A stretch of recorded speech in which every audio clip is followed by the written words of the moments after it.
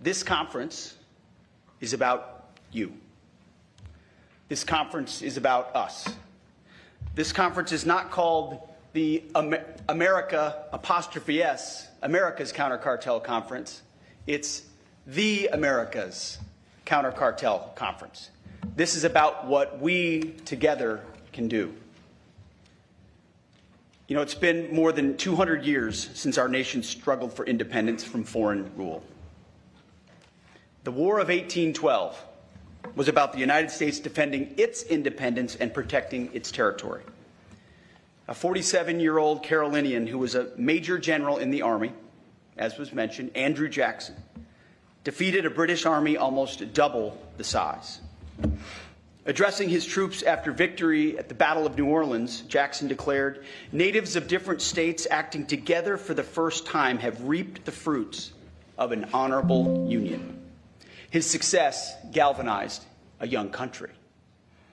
In 1816, our country elected a Revolutionary War hero as president. James Monroe fought in the Continental Army, leading a charge against German mercenaries fighting for the British. The enemy fired a musket ball at him. It severed his artery and he almost died. But the young captain rallied and grew to be governor of Virginia, Secretary of War, and one of our greatest presidents. In 1823, President Monroe said that the United States owed the success of that young country to the candor and amicable relations with other powers to affirm our national policy. President Monroe declared, "We should consider any attempt on malign countries to extend their system to any portion of this hemisphere as dangerous to our peace and safety." It was the Monroe Doctrine of 1823. And today, some 200 years later, we still marvel at the wisdom of President Monroe's declaration. We, like you, want borders and sovereign territories that are secure. We want unfettered access to key terrain and trade so that our nations can industrialize. And we want to prevent external powers from threatening our peace and independence in our shared neighborhood. This is the essence of the Monroe Doctrine. No external power will interfere in this hemisphere. Ours should be a region of strong, sovereign nations. It's the same principle that animates President Trump's defense approach today. President Trump and his Department of War are ushering in a new era of homeland and hemispheric defense, rooted in the unique heritage of our nation and your nations. Under President Trump, we restored the Department of War. You see, the Department of War was established by General George Washington and served our nation from its founding through our hard-fought victory in World War II. Many of your countries also once had ministries of war. Under President Trump, our nation has a newfound resolve that our founders would recognize, as Stephen alluded to and spoke to. They would recognize it, and they would appreciate it. We are at long last putting America, Americans, and the Americas first, ensuring peace through strength and restoring common sense. At our department, we're doing it by restoring the warrior ethos, rebuilding our military to historic levels, and reestablishing deterrence in this hemisphere and around the world. For too long, leaders in Washington and their foreign policy functionaries abandoned the simple wisdom of the Monroe Doctrine. They were consumed with the United States only going abroad. They ignored the warnings of President John Quincy Adams, who said that if our nation went overseas only in search of monsters to destroy, that we would cease to be the ruler of our own spirit and our own backyard. Under previous leaders, we grew obsessed with every other theater and every other border in the world except our own. These elites reduced our power and presence in this hemisphere, opting for a benign neglect that was anything but benign. In your countries, many leaders accepted the status quo to coexist with narco-terrorism, or for a law enforcement alone approach that failed to deter and dismantle threats. Same happened in our country under the previous administration. And the result of this collective neglect was fatal. More than 1 million Americans were killed by fentanyl, cocaine, and other drugs. Numbers greater than any casualties we've sustained in war. Millions of illegal aliens invaded our borders and destabilized nations across the hemisphere. Under Joe Biden's administration, the human smuggling industry exploded by more than 2,000%, from a $500 million so-called industry in 2018 to $13 billion by 2022. Cartels of terrorists across our hemisphere, enabled by adversaries, created and profited from chaos. What creates chaos? No leadership creates chaos. In our nation, narco-terrorist groups like Tren de Aragua prospered. They raped, they poisoned, they murdered innocent Americans. They terrorized our cities, our towns, and our neighborhoods like they do yours. Across this region, these gangsters control and terrorize large swaths of your territories, kill thousands of your people, and promote chaos that makes normal life sometimes almost impossible. Crime has spiked massively. Our hemisphere has 1/8 of the population, yet 1/3 of the violent crime. There's a reason for that. America's retreat from protecting its citizens and the complacency of many neighbors in this hemisphere was a great betrayal. That's what it was, a great betrayal against our people and our nations. Well, President Trump recognizes the wisdom of the Monroe Doctrine, and the days of us betraying and endangering our own citizens are finished. President Trump has reestablished the Monroe Doctrine, the Trump corollary of the Monroe Doctrine, or if you'd like, for short, you can just call it the Donroe Doctrine. Under President Trump, securing America's interest in the Western Hemisphere and keeping our homeland safe are our top national security priorities. The President's historic national defense strategy ensures that the Department of War will prioritize resources around the threats and objectives that are core to homeland defense and the people and prosperity of the American people. And to start, the Department of War is once again defending our borders as a priority of our national defense. With our law enforcement partners, we are defending our borders and making our streets safe again.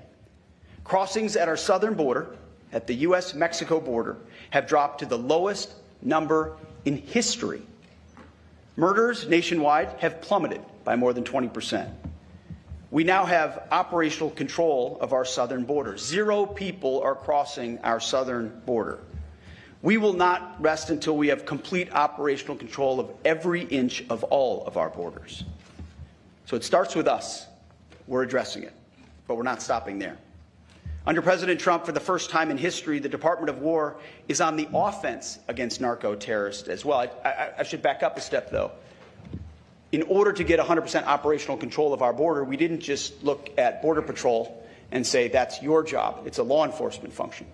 We deployed the United States military. Right now, the Division Command of the 101st Airborne is in operational control of the southern border. We ensured that the most capable assets we had in our country were deployed to our own border to defend that border against the narco-terrorists and drug dealers seeking to enter our country, not treating it simply as a law enforcement function, working with our partners, but recognizing it's a core military function. But going on offense with Operation Southern Spear has restored deterrence against the narco-terrorist cartels that profited from poisoning Americans. Last month, we went a few weeks without targeting a single boat. Why? Well, because we couldn't find a whole lot of boats to sink. And that's the whole point, is to establish deterrence from narco-terrorists who have been able to traffic almost unfettered. And if the consequence was simply to be arrested and then released, well, that's a consequence they'd already priced in a long time ago. A new dynamic had to be put in motion in order for their decision cycle to change. And when adversaries are forced to move out of comfortable positions, as you know, as military men and women, they're more vulnerable when they're moving in a different direction, which is also the point. Drug overdoses that kill our citizens have dropped. Flows of fentanyl, a weapon of mass destruction, are down 56%. We will continue to destroy these threats. In January, U.S. forces raided and arrested the most dangerous house and the most dangerous compound inside the most fortified fort in the capital city of Caracas of two indicted individuals, Nicolas Maduro and his wife, fugitives of U.S. law. Operation Absolute Resolve showed the bravery of America's best, our warfighters. Nobody can do what the United States of America can do. It's not even close. President Trump has shown what is possible when you reject the status quo delusion that threats to our homeland and our hemisphere are somehow secondary.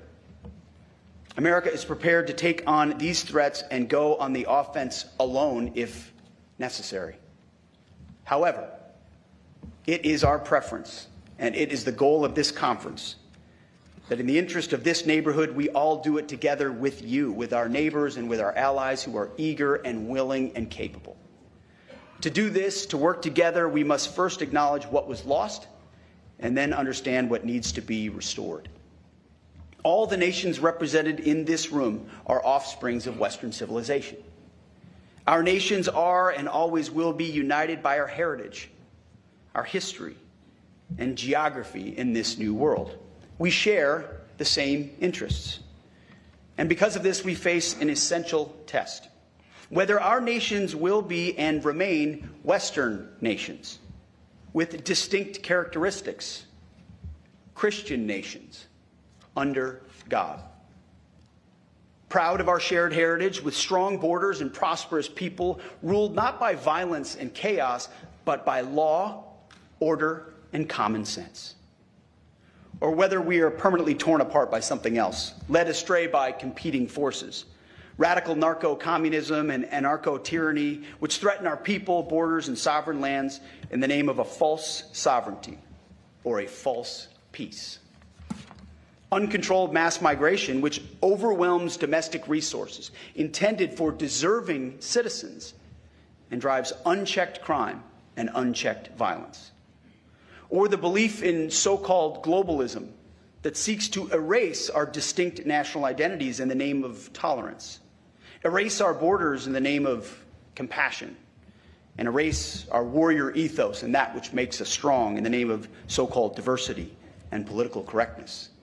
One of the dumbest phrases in military history, which used to be echoed from the former Defense Department in the previous administration, they would say it over and over and over again, was "Our diversity is our strength." It's the single dumbest phrase in military history. Because what is our strength is our unity. Our strength is in our shared purpose, in the training we do together, the capabilities we have to do, we can do together. In our context, the Constitution we swear an oath to defend together, the uniform we wear together. That is our strength. We reject other notions and offer a new choice. We must defend our national interest and restore our national identities. Otherwise, the outcome is the same. Our hemisphere will be poorer, more dangerous, and weaker. This matters not because we seek to preach to you about culture wars or ideologies, or to tell you how to run your countries. We're not here to tell you how to run your countries. Instead, it matters how we assess the threats facing us and the choices that we make on how to overcome them. That is what will define our destiny. President Trump understands that today's threats to border security and key terrain in our hemisphere are existential questions for our nation and for all of yours. When adversaries conduct incursions in this hemisphere, off the coast of a U.S. state, Alaska, or off the coast of Greenland, or in the Gulf of America, or the Caribbean, that is a direct threat to the United States homeland and to peace in this hemisphere.